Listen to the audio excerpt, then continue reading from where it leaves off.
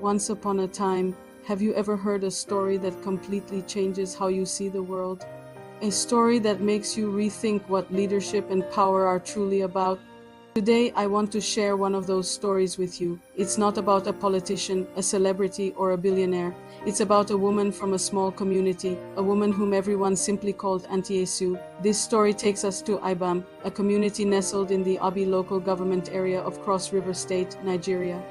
Ibam wasn't a place known for loud noises or big drama. It was a place built on the quiet pillars of knowledge, education, and deep cultural values. And from this very soil, Auntie Isu grew. She wasn't born into politics, she didn't inherit power, and she certainly didn't rise by shouting slogans or trading favors. She rose through one thing and one thing only: service. To understand Auntie Isu, you have to understand her roots. She came from a respected, average family. They weren't rich in money, but they were overflowing with values.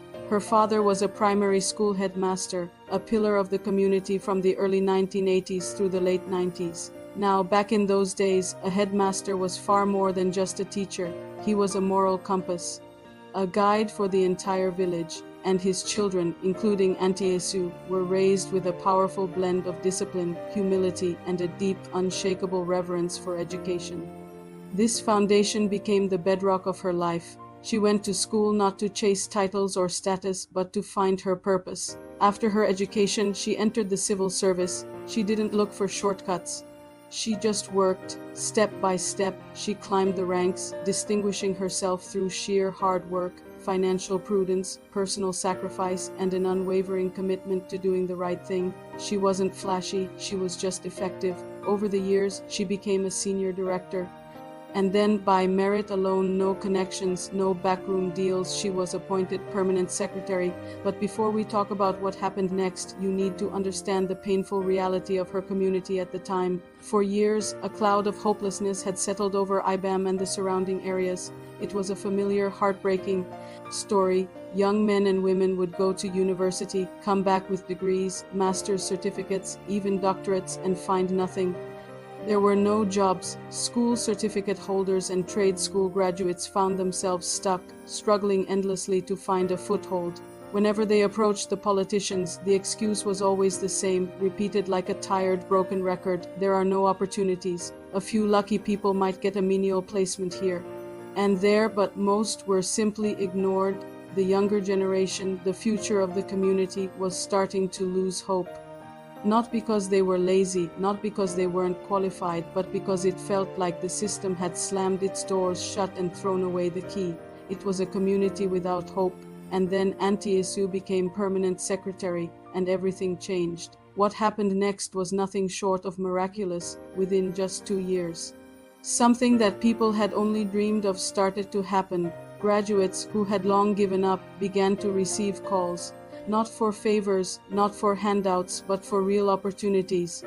The message was simple: if you had a certificate and you could actually defend what you studied, you were considered. Suddenly, the floodgates opened. From PAAHDA, DDDDHEHE holders to professionals with trade test certificates, people were being placed in roles where they could use their skills. Jobs started opening up, not just in Cross River State, but across the river in Akwa Ibom and throughout the wider South-South region.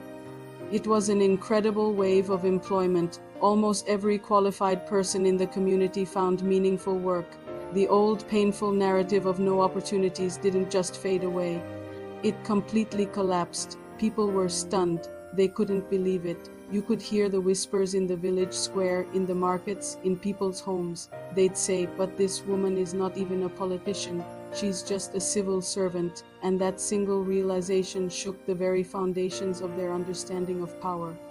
They had been told for years that only politicians could create change, but here was a career civil servant, a daughter of their own soil, quietly and effectively transforming lives. Perhaps the most remarkable part of this entire story wasn't just the jobs themselves, it was how it all happened. There were no press conferences, no grand announcements, no billboards with her face on them.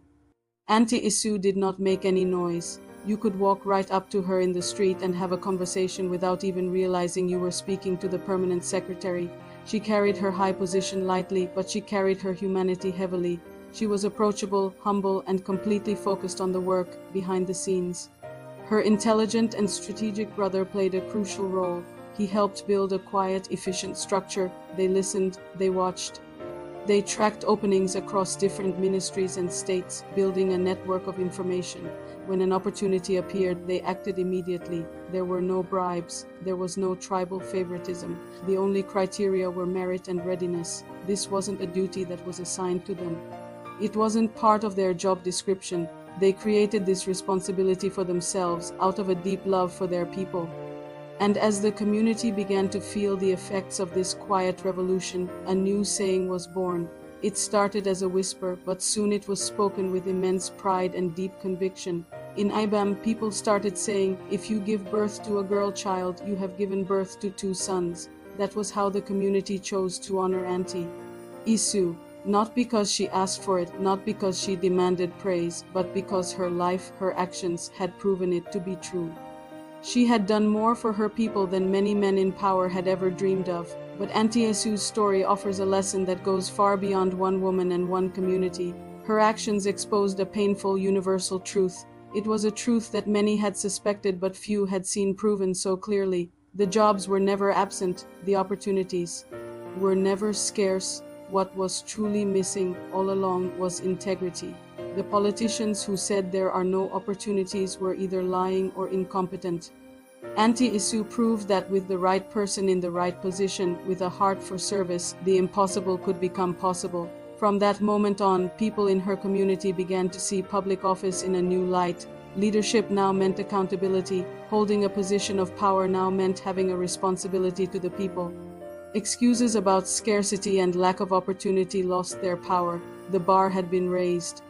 So, what is the moral of this incredible story? It's a lesson that is deeper than politics, deeper than career advancement. It's a lesson about our shared humanity. Give when you are given the opportunity. Help even when no one is asking. True leadership is not about the position you hold. It's about your service to humanity. Auntie Isu didn't wait for a formal calling or an official mandate to serve her people. She understood that service itself is the calling. And because one woman, one humble civil servant, chose humanity over self, an entire community found its future again. Thank you so much for listening. If this story moved you, please share it with someone who needs to hear it. Don't forget to like, subscribe, and hit the notification bell so you don't miss our next story.